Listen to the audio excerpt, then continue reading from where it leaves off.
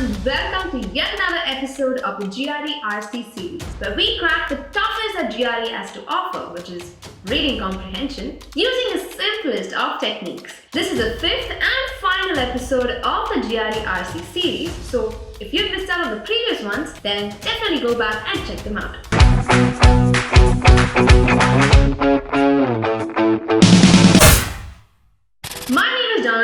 And I'm a GRE and admissions expert here at GRE Edge. And in today's video, we're going to cover the second part of the Type 4 RC passage questions, which is actually based on an overall understanding of the passage. So if you missed out on the first part of the same type of RC question, then definitely go back and check it out and get back here. For the rest of you guys, here's a small recap.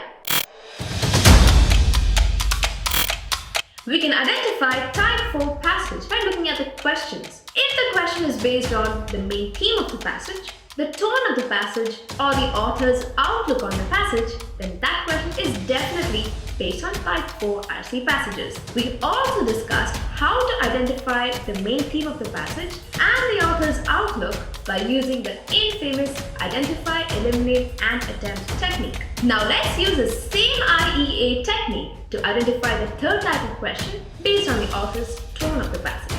Here's a sample question. Feel free to pause the video here and take a quick read carefully before you attempt the question that follows. What is the tone of the author on the invention of the smart key? Option A, irrational. Option B, irresolute. Option C, skeptical. Option D, undecided. And option E, enthusiastic. Time for the IEA technique. Let's look at option A. Is the author being illogical? No. And why? Because throughout the passage, he hasn't made any claims based on assumptions or wild guesses. In fact, what he presents is based on chronological facts. So the author is not being illogical, thus ruling out option A. Now let's look at the second option. If the author is irresolute about the smart key. Not sure what irresolute means?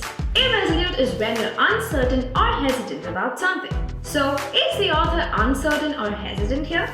No. Why?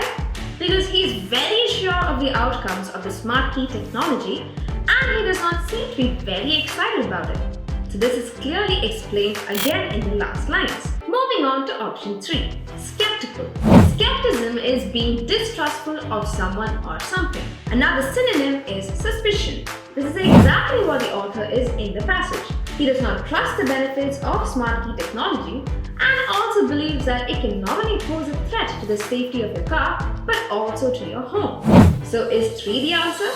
Yes. But let's check out the other two options just to be sure. Option 4, undecided. This option is another synonym to irresolute. Is the author undecided about smart key technology? No. He's very much sure about the ill effects of smart key technology. So we're down to our last and final option, which is enthusiastic. Is the author enthusiastic about smart key technology? Absolutely not.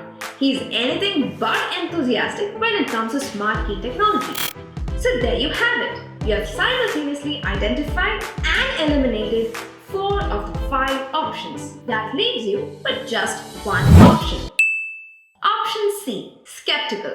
So go on and attempt it with full confidence. If you're looking to improve your vocabulary and learn the synonyms and antonyms of various GRE words, then check out our WordPod application provided in the description below.